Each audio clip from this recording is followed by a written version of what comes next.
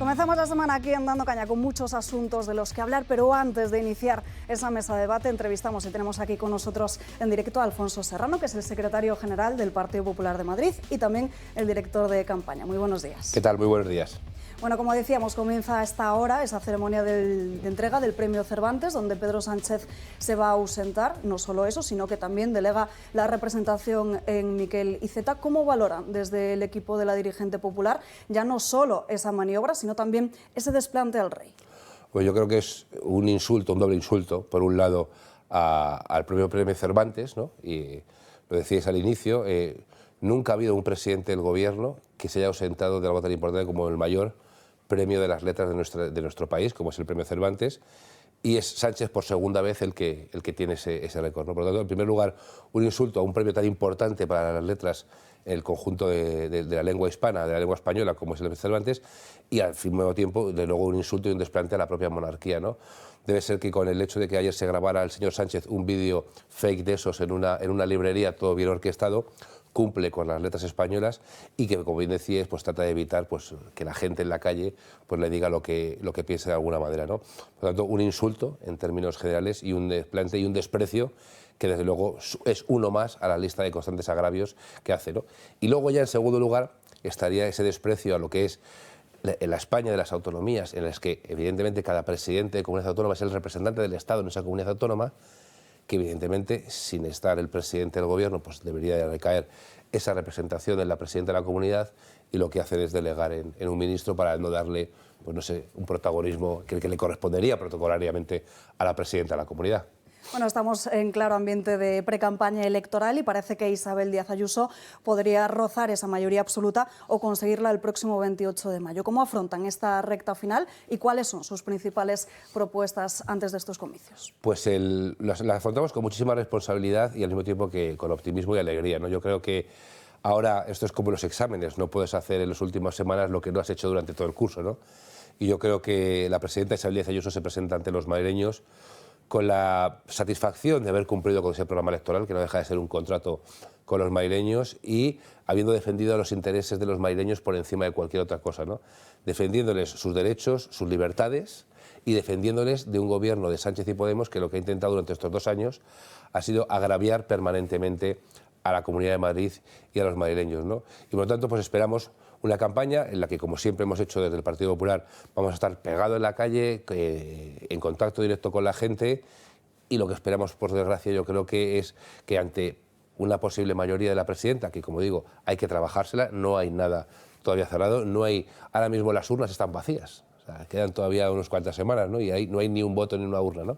Lo que hay que hacer es trabajar y no confiarse para conseguir esa amplia mayoría que necesitamos en la comunidad y también el cambio en muchos municipios de la Comunidad de Madrid, ¿no? Y lo que hay que hacer es seguir trabajando, y ante esas perspectivas, pues yo supongo que la izquierda pues volverá a ofrecernos algún tipo de juego sucio al que nos estoy acostumbrados cuando ven que no pueden alcanzar el poder o están en riesgo de perderlo. Y hablando de la izquierda, en las pasadas elecciones autonómicas, las de 2021, se derrotó a Pablo Iglesias, se fue de la política. No sé si consideran que ese 28 de mayo puede ser el final de Podemos y su desaparición de Madrid. Hombre, desde luego que fuerzas populistas como Podemos, luego Más Madrid, o ahora se llamarán Sumar, que no dejan de ser lo mismo, con diferentes vestimentas, pero al final piensan lo mismo y sus ideas generan el mismo daño y la misma miseria, yo creo que es lo peor que le ha ocurrido a nuestra democracia desde el año 78, ¿no? Y por lo tanto, que cada vez tengan menos protagonismo y menos espacios en las instituciones de una manera democrática, yo creo que es una buena noticia. En cualquier caso, como digo, lo importante no es la desaparición de uno u otro, sino que ese espacio de izquierda radical cada vez represente menos, ¿no? Y aquí en Madrid lo podemos conseguir si de una manera abrumadora se concentra el voto y se apoya de una manera mayoritaria el proyecto que representa Isabel Díaz Ayuso. Vox parece que va a exigir al Partido Popular entrar en aquellos gobiernos regionales después del 28 de mayo, donde sus votos sean clave para la formación del gobierno. Hemos escuchado recientemente a Isabel Díaz Ayuso asegurar que prefiere no tener que pactar con Rocío Monasterio usaba la palabra, por su deriva, decía. En el caso de que no tuviesen esa mayoría absoluta, ¿aceptarían que Vox entrase en el gobierno autonómico? Nosotros no somos de hacer planes hasta que los madrileños se hayan pronunciado, ¿no? En cualquier caso, no conozco a ningún candidato que se presente a las elecciones que no aspire a conseguir una amplia mayoría que le permita desarrollar al 100% su proyecto, ¿no? Yo creo que es algo legítimo y además en estos momentos en los que existe muchísima inestabilidad política, social, económica, internacional, nacional, yo creo que lo que mejor le conviene a los madrileños es un gobierno sólido, unido y cohesionado, ¿no? Que permita desarrollar a cabo su proyecto. Hemos estado en un gobierno estos 2 años solo del Partido Popular, sacando adelante muchas cosas, pero es cierto, por ejemplo, que cuestiones como los presupuestos o como otras iniciativas que tienen un marcado carácter económico y de mejorar la vida de los madrileños, como era esas desgravaciones para inversión extranjera, no han contado con el apoyo de Vox, que ha decidido unir sus votos a la izquierda, ¿no? Yo no lo entiendo. Es decir, seguro que podemos discrepar de muchas cosas con Vox, un partido al que nosotros respetamos y sobre todo respetamos a sus votantes, ¿no?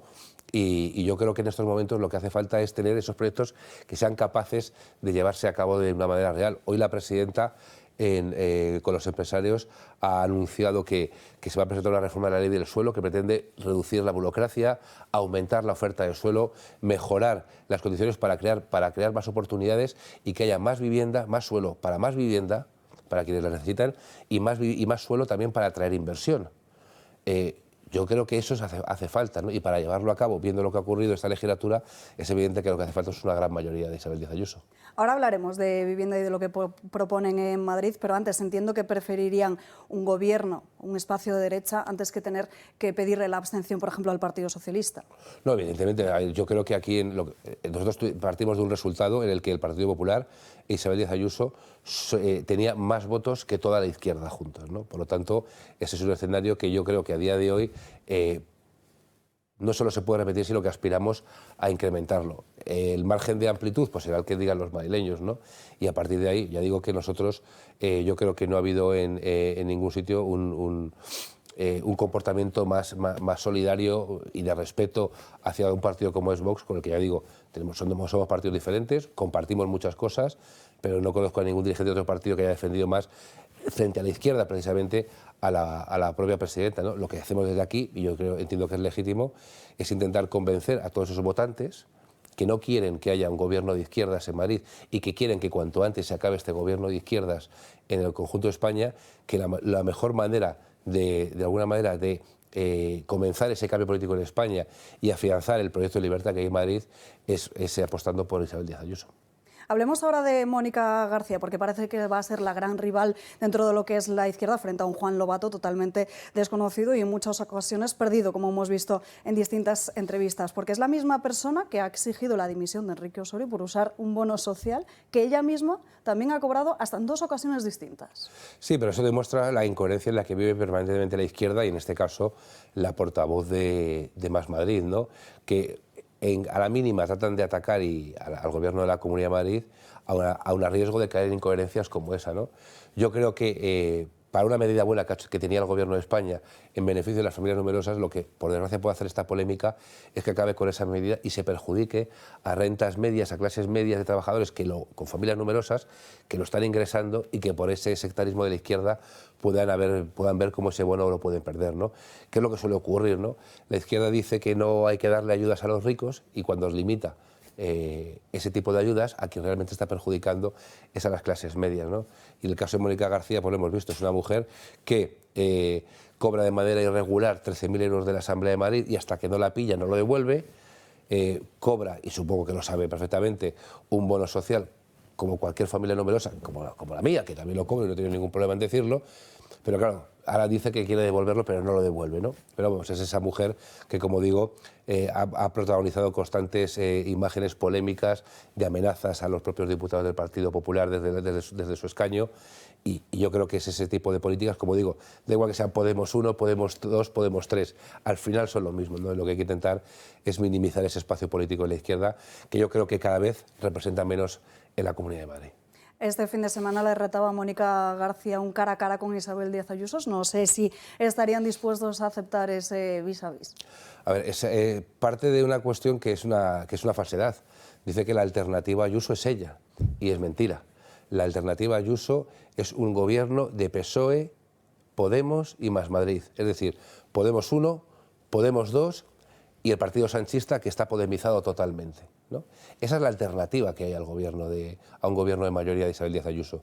Por lo tanto, parece lógico que cuando tenga lugar ese debate se confronte lo que es el proyecto que representa Isabel Díaz Ayuso y la alternativa, que son tres partidos de izquierdas, que uno grita más que otro según el momento, pero que al final, ¿qué es lo que buscan? Reducir los espacios de libertad en la Comunidad de Madrid, subir los impuestos en la Comunidad de Madrid, acabar con la libertad de elección de médico en la Comunidad de Madrid, cuestionar la libertad educativa, la libertad de los padres para elegir el modelo educativo que queremos para nuestros hijos.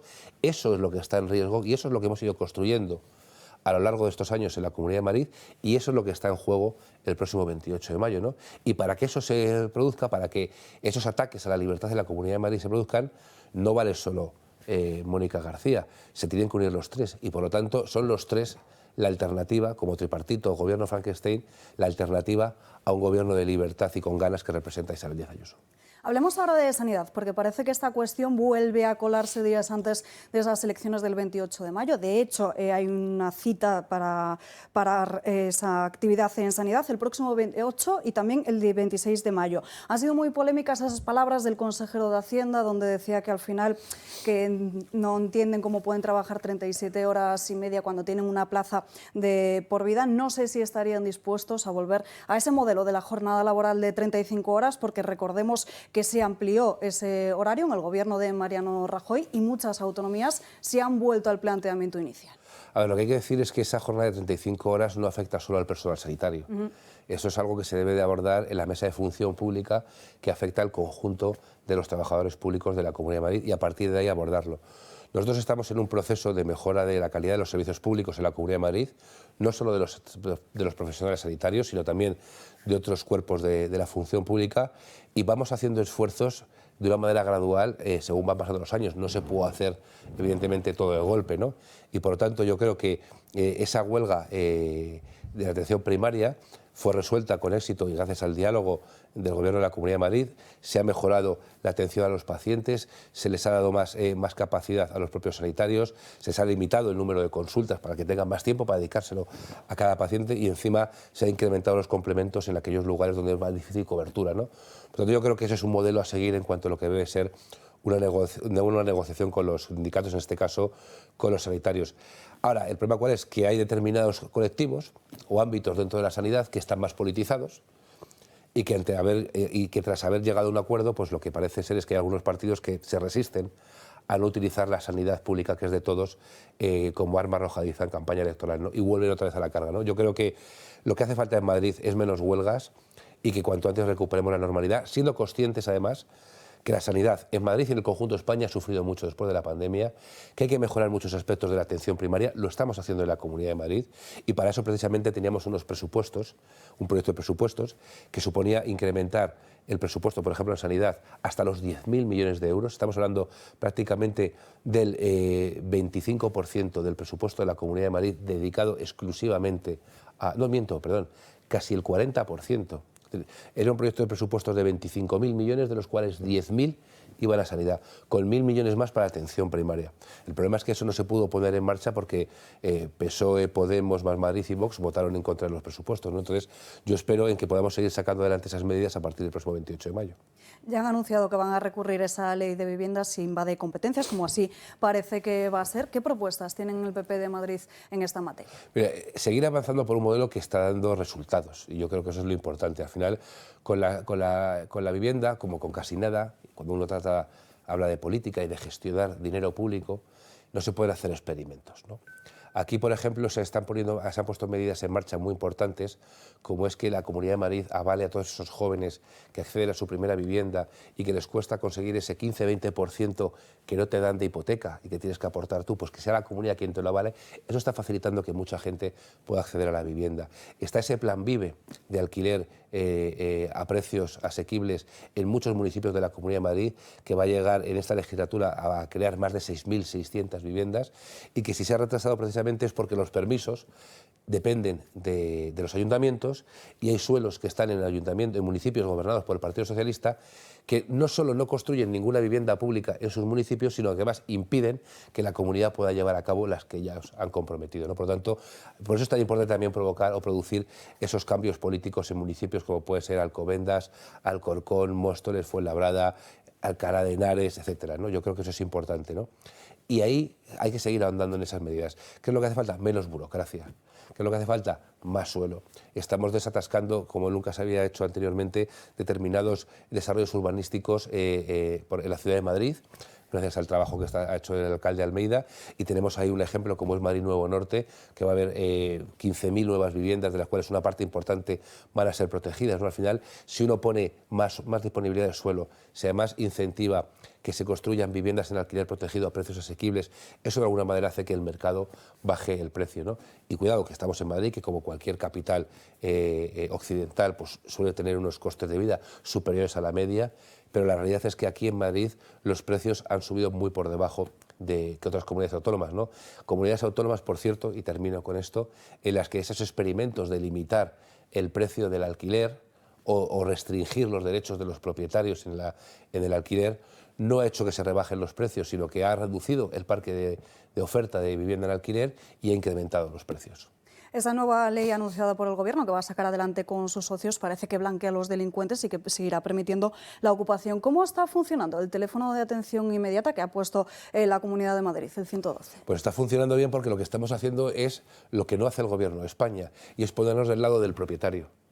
Las competencias en este ámbito, como usted sabe, son más municipales y estatales que de la propia comunidad, y lo que nosotros hacemos es que, dado que muchos ocupas se saben perfectamente la ley y saben cómo retorcerla en su beneficio, lo que nosotros hacemos con este teléfono antiocupación precisamente es darle las herramientas, los instrumentos y la información a los propietarios para que puedan actuar rápidamente y tratar de recuperar su casa lo antes posible, ¿no?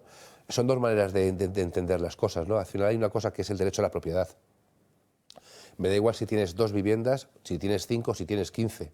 La propiedad es sagrada en un Estado de Derecho, ¿no? Y lo que no puede ocurrir es que haya partidos, cuando no gobiernos, que alientan y justifican la ocupación, ¿no? Y además el mensaje que se traslada, porque aquí muchas veces se juega con el tema de no, es que lo están ocupando familias en situación vulnerable, ¿no? Y por supuesto que las administraciones tenemos que promover para que estas familias en situación de vulnerabilidad tengan una solución habitacional, ¿no?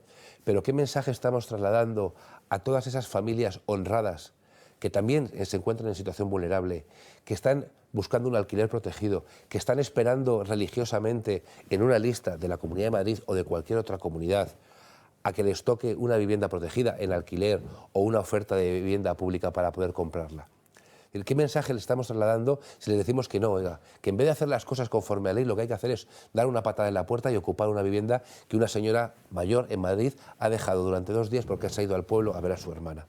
Y cuando vuelve se la encuentra ocupada. Si estamos legalizando, si estamos dando carta de naturaleza a esa realidad ilegal, el mensaje que trasladamos a la gran mayoría de personas honestas que están esperando que la Administración les dé una solución, el mensaje sería terrible, ¿no?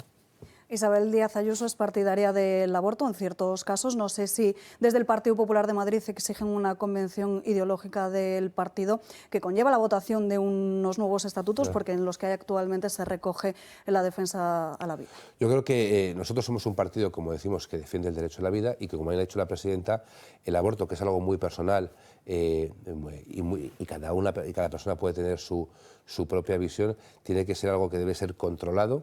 Debe ser el menor posible y, evidentemente, pues con los controles médicos No conozco a ningún partido en España que esté a favor del aborto cero, ninguno. No conozco a ninguno que algunos tendrán una posición más restrictiva, otros menos restrictiva, pero no hay ningún partido que públicamente haya dicho, oiga, aborto cero. Eso no lo he oído, ¿no? Y por lo tanto yo creo que, como digo, es un tema muy delicado. Desde luego que cada partido tiene que afrontar ese debate, ¿no? Y yo creo que aquí en la Comunidad de Madrid lo que tratamos de hacer siempre, sobre todo, es fomentar la natalidad, ¿no? Y para eso hay un plan de natalidad inédito en la política española, un plan dotado con más de 80 medidas y 5.000 millones de euros, que precisamente lo que busca es fomentar la natalidad y que incluso mujeres jóvenes que se encuentran ante un embarazo no deseado, que tengan la información suficiente precisamente para para que sigan adelante, en su caso, con ese embarazo, ¿no? Por lo tanto, dentro de lo que es el respeto a las decisiones de cada persona y sobre todo el respeto a esas vidas, ¿no? Yo creo que es un tema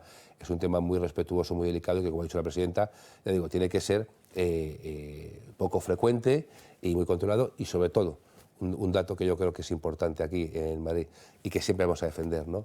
Y es que al final, cuando uno se mete a médico, lo hace para salvar vidas, ¿no?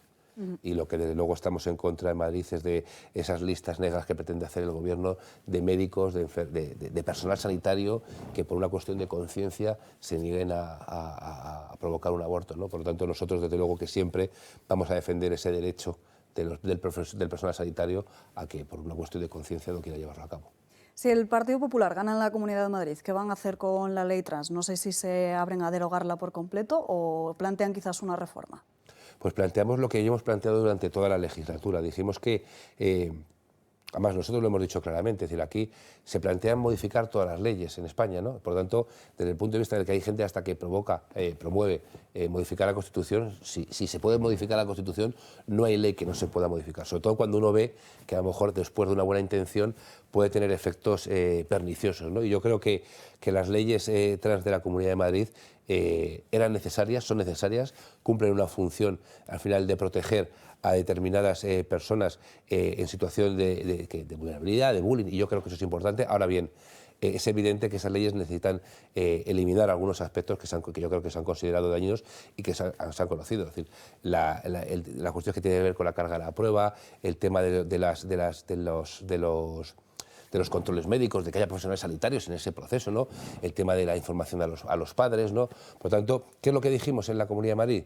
Que como había un riesgo y una amenaza evidente de que iba a haber una legislación nacional, lo lógico es que esperar a esa legislación nacional para ver de qué manera afectaba a la legislación autonómica y a partir de ahí abordarlo, ¿no? Vox presentó una propuesta de modificación, de derogación de esas leyes que nosotros apoyamos. Evidentemente se acabó, Vox la presentó en el último pleno, pero el último pleno ya no daba tiempo, evidente. Por lo tanto, sí que es una de las tareas que tenemos la próxima legislatura, abordar esa modificación y eliminar los aspectos más perniciosos y contrarios al ordenamiento jurídico que contienen estas leyes. Eliminar, entiendo, también todo lo que se refiere a menores, ¿no? No es eliminar lo que tiene que ver, sino que en aquellos casos que afecte a menores, lo que tiene que haber, desde luego, es una información por parte de los profesionales sanitarios y por parte de los padres, ¿no? Yo creo que eso es algo evidente, ¿no? Que se les pide a los padres determinadas autorizaciones para muchas cosas y para algo tan importante como es esto, que no tengan información, yo creo que es algo que hay que corregir. Me comentaba antes que esta iba a ser una campaña muy pegada a la calle y precisamente nos trasladamos hasta la calle porque los vecinos de ciertos puntos de Madrid, como puede ser en Las Tablas o en Monte Carmelo, están saliendo estos días a las calles para protestar contra esos cantones que se van de limpieza en áreas residenciales que además van a estar pegados a colegios, a ciertos supermercados y restaurantes. No sé si se han reunido ya y si van a paralizar efectivamente esos cantones o reubicarlos en otros puntos. Mira, como además yo soy vecino de uno de esos barrios, lo conozco perfectamente, hay que dejarlo absolutamente claro. Es mentira, es falso. Es decir, no hay ningún proyecto al respecto. Esto es una idea de establecer esos cantones que lleva años sobre la mesa, pero no hay nada definido sobre dónde va a ir cada uno de ellos, porque precisamente para ver dónde se ubican, primero hay que llevar a cabo esas conversaciones con los distritos, con las asociaciones, para ver dónde se ubican, algo que es necesario. Pero además, ya lo ha dicho el propio concejal, lo ha dicho el propio alcalde, se han reunido con las entidades, se van a seguir reuniendo con las entidades. Por lo tanto, yo de aquí le digo a los vecinos que no se crean lo que algunas plataformas, generalmente, nuevamente, orquestadas por la izquierda, pretenden generar un temor en algunas zonas de algunos PAUs de la ciudad de Madrid ante un infundio, ¿no? Yo creo que la realidad es la que es y yo les reto a estos partidos a que lo demuestren, ¿no?